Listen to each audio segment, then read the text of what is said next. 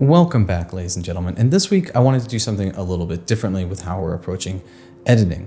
I think one of the hardest things about editing is simply knowing what to do or how to even get started with an edit. When I've done my user-submitted live editing sessions, which, by the way, if you're interested in, feel free to subscribe, as I think I'll be doing another one soon. Anywho, during those sessions, I think the things that I find most difficult for my viewers is not color grading or radial filters or Photoshop. It's knowing what a photo needs or how to envision a photo once you're done editing it. This is something I struggle with myself pretty often. So I've come up with these 5 steps or tips to approach editing any photo you have. So let's jump in.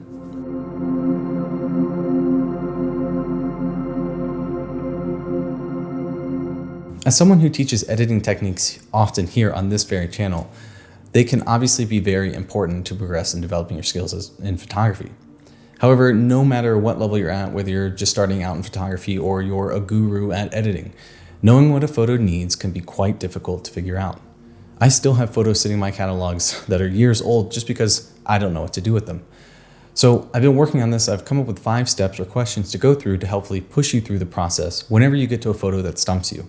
Something to keep in mind throughout this video is there is no absolute way to edit a photo, and many things are left up to your artistic expression. Thus, if I show you a photo and I say I did this or that, that doesn't necessarily mean you couldn't do something else to the same photo. The first and likely the most important question to ask is, what's the subject of a photo? Your subject or subjects in the photo by the end of the edit should be obvious to your viewer. And there's techniques you can use to help this by making sure that the luminance on the subject or subjects is the brightest part of the image, or that there are leading lines connecting each major subject within the image. And many times in something like portraiture, focus will create the effect. So let's take a look at a few examples really quick, and it might help you understand what I'm saying. So the first image we're going to use is from Italy, and it is focus stacked. And like many landscape photos, focus is not going to help us make our subject more prominent. Thankfully, if you wait for the right conditions and you get some great light, it can be all you need. I think it can be argued that the major subject in this photo is the Dolomite Range in the background. There was already quite a few things done here when I took the photo to help our viewer guide their eyes through the image. The range is already centered and it takes up nearly 50% of the composition. But let's take a closer look at what the image looked like before the edit. Notice how in the unedited version, it feels a lot busier. Our viewers' eyes have a harder time knowing where to look. And I knew that within the edit, I wanted the brightest parts of the image to be that range in the background, the pathway leading up to it, and those foreground flowers. The key within this edit was that I didn't need the range to be the first thing my viewer looked at. Even though I said it was the major subject in the photo, because it has all these leading lines, it doesn't necessarily matter where my viewer's eyes fall first, as it should take them through the photo no matter where they start. But again, think back to that unedited version and realize that was not the case, and that by darkening all those areas in shadow, it brought the photo to life. Knowing my subject or subjects and putting importance on them within the edit is always the first question I ask myself because it's going to drive the majority of my edit.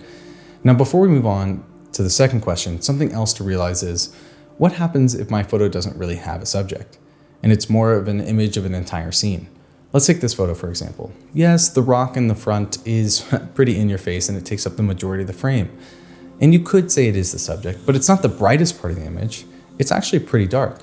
Or take this image of a cloud inversion. There's absolutely no singular subject or even multiple subjects. Both of these images to me are more about their atmospheric colors and moment than they are about the actual subject at hand. In recognizing that, those factors become the subject of the photo, the texture of the clouds, the color gradients in the sky, or the atmosphere. Which brings me to my next question. What is the mood or feeling you want your photo to evoke? A lot of times this answer will come via the conditions you took the photo in. Of course, that is if you're shooting landscapes.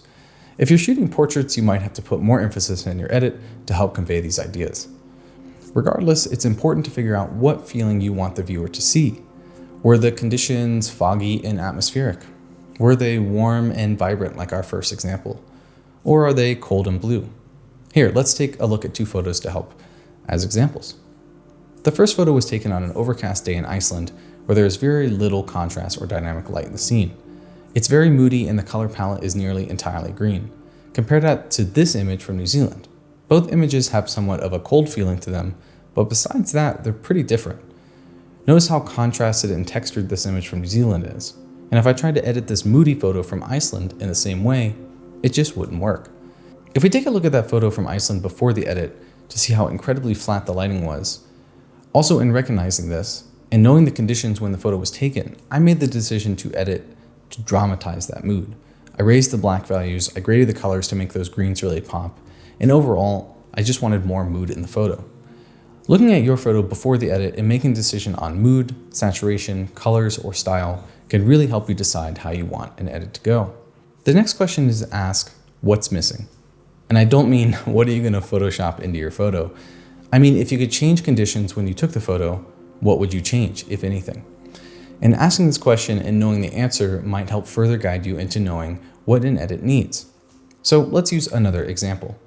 Here's a straight out of camera raw photo that I took of this juniper tree, and you can tell that it's missing light on the tree, which is purposely done when I captured the image. And there's a lot of elements here that help our viewer know where to look, but it's missing that most important one, luminance.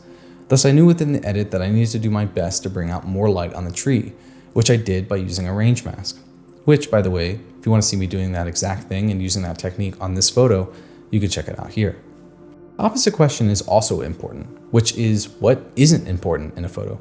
Most photos you take have areas that simply aren't important in the photo. That doesn't mean you need to remove them, but you should make sure that they aren't distracting to what is important in the photo. Let's take a look at a pretty busy photo. There's a lot going on here, especially before the edit. This is a time blended photo, meaning I took elements from different times and I combined them together. Let's focus on what isn't important in the photo. The bottom leaves, I would say, are important, but they're not the subject of the photo. The houses on the right are important, but it shouldn't be the first thing you look at. However, this area in the top left, I would say, is not important. Yes, it exists to contrast the right side of the frame where light is actually hitting, but mostly it's not an area we want the viewer to really look at or care to look at. It exists so that other parts of the photos stick out.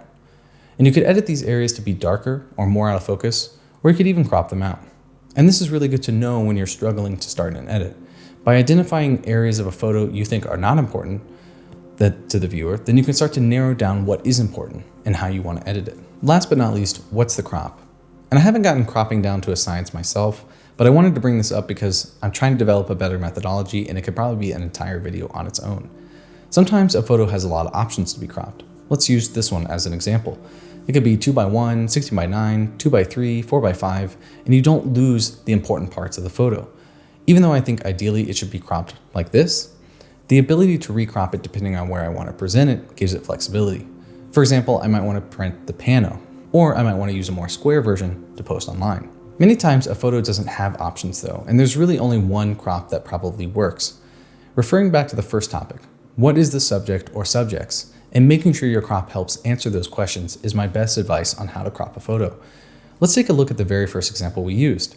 Technically, I could crop it a bit larger, but by cropping it down, I'm not only emphasizing the size of the range in the background, but I'm also cutting out areas that don't matter. This is something you'll continually need to exercise. And if you happen to watch my streams, you'll know I don't always figure out the crop immediately either. And I have to revisit a photo numerous times down the road. All right, so to recap, the 5 questions were, what are the subject or subjects in your photo? What mood or feeling do you want your photo to evoke?